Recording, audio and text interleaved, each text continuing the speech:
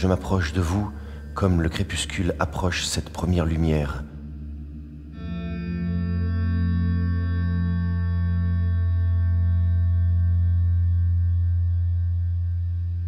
Dites-moi la chose que vous désirez et que je peux vous fournir, et je vous la fournirai doucement, presque respectueusement, peut-être avec affection.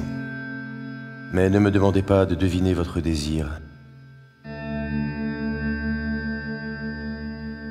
La première chose qui m'a frappé quand j'ai lu cette pièce, il y a deux personnages, le client et le dealer, c'est qu'en fait une seule et même personne pouvait dire ce texte-là. Et c'est ça qui m'a plu.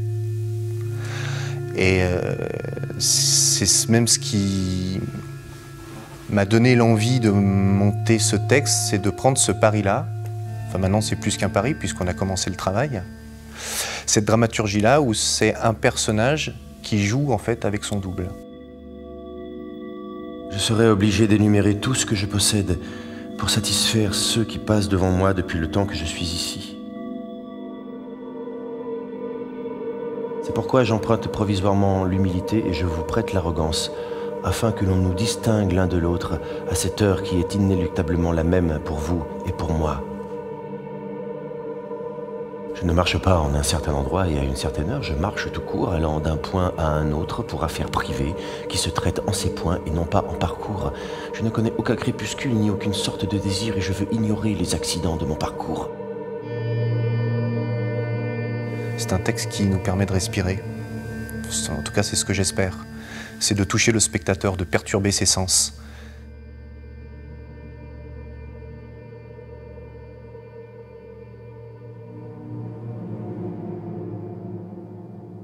Je vous ai laissé l'arrogance à cause de l'heure du crépuscule à laquelle nous nous sommes approchés l'un de l'autre. Parce que l'heure du crépuscule à laquelle vous vous êtes approchés de moi est celle où la correction n'est plus obligatoire et devient donc nécessaire. Où plus rien n'est obligatoire qu'un rapport sauvage dans l'obscurité.